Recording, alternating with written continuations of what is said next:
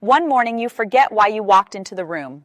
Later you cannot recall a name, even though you just heard it. You sit down with a book like always, but the words do not stick. And you wonder, when did my mind stop feeling like mine? For many seniors over 60, this is the quiet fear that creeps in, but there is hope.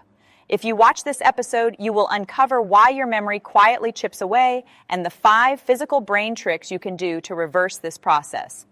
Welcome back to the Senior Health Podcast, where East meets West to help you stay strong, clear, and independent after 60. Now hear this, we often blame memory decline entirely on getting older. We joke about senior moments, but a major study from Tohoku University in Japan revealed what is actually causing those lapses. There is a physical change happening inside your head. The literal bridge connecting the left and right sides of your brain is weakening. And when that connection slows down, your memory slows down with it. When we miss that shift, we lose more than memory. We lose confidence. But this pattern can be completely reversed. And to help us understand exactly how to rebuild that bridge, sitting across from me is someone who has seen it for over a century and still practices medicine today, Japan's oldest physician. It is an honor, like always. Thank you. Now let me start by saying memory loss is not a punishment. It is a message. Your brain is telling you that its two halves are no longer talking to each other efficiently. And the way we restore that communication is not by sitting still, but by moving the body in highly specific ways. So, let's get straight to the point. When people think of improving their memory, they usually think of doing crossword puzzles or playing Sudoku, but today you are going to show us 5 physical movement tricks, right? Indeed, 5 tricks, and I saved the best one for the end. It's going to blow your mind. Okay, so how is moving our body going to fix our memory? To understand this, you need to picture the anatomy of your brain. Your brain is divided into 2 distinct hemispheres. The left hemisphere handles logic, language, and analytical thinking. The right hemisphere handles creativity, spatial awareness, and intuition. But these 2 sides do not work in isolation. They are connected by a massive bundle of nerve fibers called the corpus callosum. I want you to imagine this structure as a giant high-speed bridge spanning across a wide river, allowing snorts cars to travel back and forth between 2 busy cities. So the left brain and the right brain are the cities, and the corpus callosum is the bridge that lets them communicate. What happens to this bridge as we get older? As we age, if we do not actively challenge our coordination, the lanes on that bridge start to close down. The communication between the left side of the brain and the right side of the brain slows down significantly. This is why you forget why you walked into a room or why you stumble when trying to step over an obstacle. Your brain is struggling to integrate information quickly. Doing a crossword puzzle only works one city. It does not force traffic across the bridge. The only way to rebuild the lanes on that bridge and generate new white matter is through specific challenging physical movements that cross the midline of your body. That makes perfect sense. We have to physically force the 2 sides of the brain to talk to each other to rebuild the connection. And that's what this episode is for. Okay, so where do we begin with this process? What is the very first exercise our viewers can do right now? We start with a foundational movement from a science called educational kinesiology. It is called the cross crawl. This movement is based on a very simple but powerful neurological fact. The left side of your brain controls the physical movement on the right side of your body, and the right side of your brain controls the physical movement on the left side of your body. By moving opposite limbs at the exact same time across the center of your body, we instantly force a massive surge of electrical activity across the corpus callosum. So we are basically sending a fleet of trucks across the bridge to force the toll booths to open up. How do we actually perform this first trick? Watch how I demonstrate it closely and repeat his movement. We are bringing our left elbow to our right knee by twisting our body and then our right elbow to our left knee the same way. Lifting the knee and twisting the upper body to meet it seems to require a surprising amount of mental focus. I can imagine someone needs to actively think about which arm goes to which leg to maintain their balance. Having some hesitation is exactly the point. When you are a toddler learning to walk, this cross-body coordination is firing constantly. But as adults, we spend our lives walking in straight lines, sitting at desks, and staring at screens. We almost never cross the midline of our bodies anymore. The friction our viewers will feel at home is the literal sensation of the brain creating new neural pathways. I recommend doing this for 1 full minute every morning before doing our next amazing exercise. It wakes up the nervous system faster than a cup of strong coffee.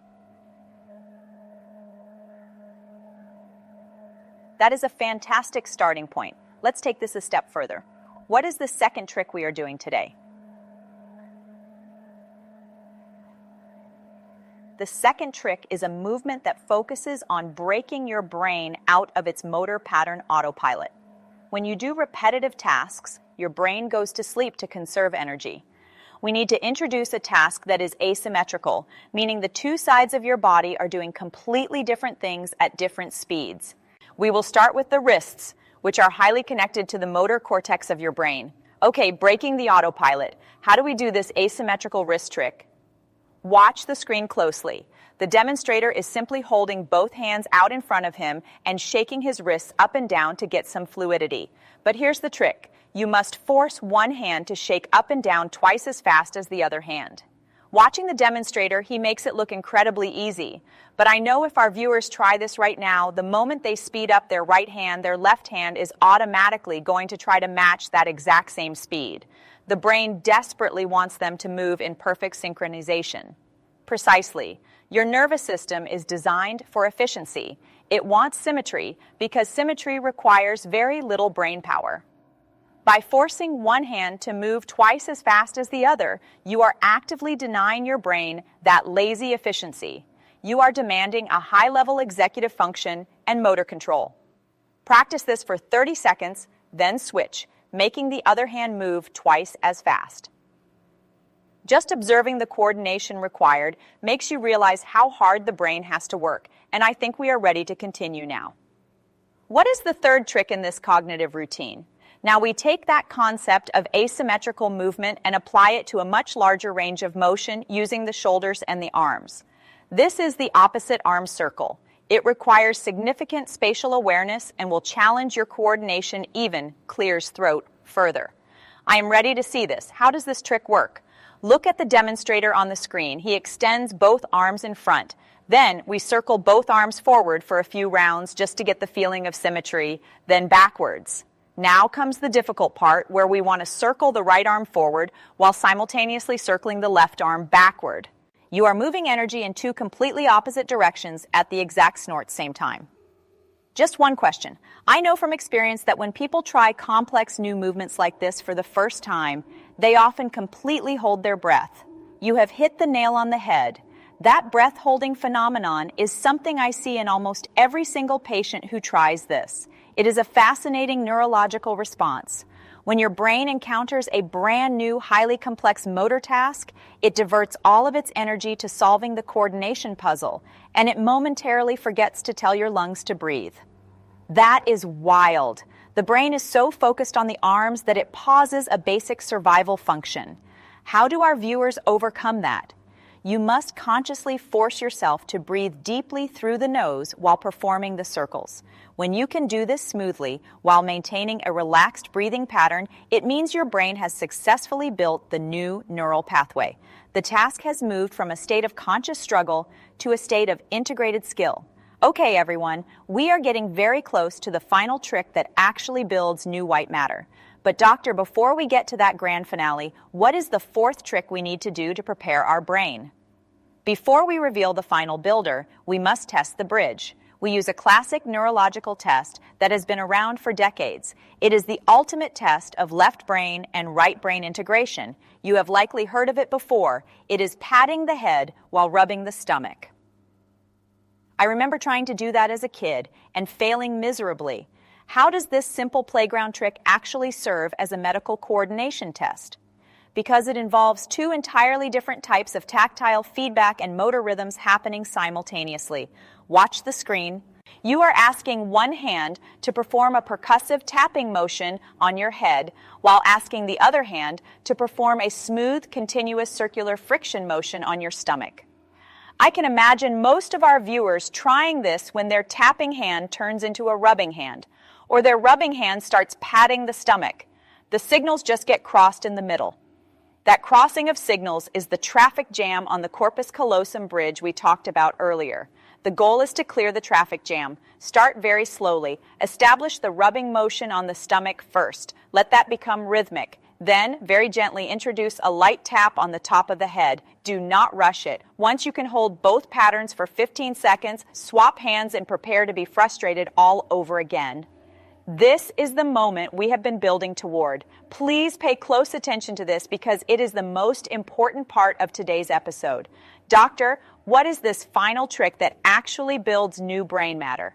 The final trick is juggling. Now, do not panic. I'm not asking you to join the circus, but a famous study conducted at Oxford University proved something incredible. They took a group of adults who had never juggled before and had them practice for just a few minutes a day over several weeks. When they performed brain scans on these individuals, they found a significant physical increase in the white matter of the brains. The brain structure literally grew. That is astounding. Learning to keep objects in the air physically changed the density of their brains. But why juggling specifically? Because juggling forces you to use peripheral vision. When you look at a book or a computer screen, you are using hard focal vision. It is very narrow. In order to track 3 moving objects in the air, clears throat, you cannot look directly at any single one of them. You have to soften your gaze, look straight ahead, and let your peripheral vision track the movement. Expanding your peripheral vision relaxes the nervous system and dramatically improves your ability to take in larger blocks of information. I love the science behind this, but the reality is if I hand 3 bouncy tennis balls to a 65-year-old, they are going to spend the entire afternoon bending over and chasing them across the living room floor. That sounds exhausting and potentially bad for the lower back. How do we make this safe and accessible? That is the most important part of the protocol. We must modify the environment for safety. So I set 2 rules for that. Rule number 1, do not use bouncy balls. You will go to your bedroom and find 3 pairs of thick socks. Roll each pair up into a tight softball. Socks are perfect because when you drop them, they land with a thud and stay exactly where they fall. That solves the chasing problem completely. What about the bending over? Rule number 2 is the standing position. You will never juggle standing in the middle of an empty room. I want you to stand with your thighs pressed directly against the edge of a high dining table or the back of a tall couch. When you drop the rolled up socks, they will simply fall onto the table right in front of your hands. You will never have to bend your spine or your knees to pick them up. That is a brilliant setup. It completely removes the frustration of dropping the objects, which means people will actually practice. So we have our socks and our table. How does someone who has never juggled before actually begin?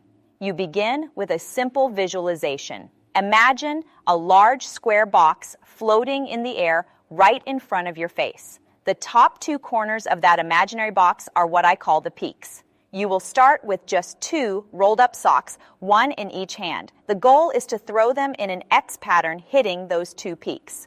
Okay, looking at the demonstrator, he is holding his 2 balls and looking straight ahead at his imaginary box. What is the throwing sequence he is following? Watch his rhythm. He throws the first ball. When it reaches that top corner peak in the air, snorts. That is his exact visual cue to throw the second ball. It is a highly specific rhythm. Toss, toss, catch, catch. I can see how waiting for that peak is the secret. Watching the demonstration, his rhythm is perfectly controlled. That is correct. Once you can do that with 2 socks without dropping them, you simply hold 2 socks in your right hand and 1 in your left. You toss the first sock. When it hits the peak, you toss the second. When the second hits the peak, you toss the third. You never stop. It becomes a continuous flowing loop that lights up your entire brain. Amazing trick to end the video with. Everyone hit the like button, subscribe to the channel, and share this video with a friend who wants to keep their brain sharp and their memory strong. We will see you in the next episode, and make sure to watch this next episode. Oh, this is a good one. People should see this. Watch. See you there.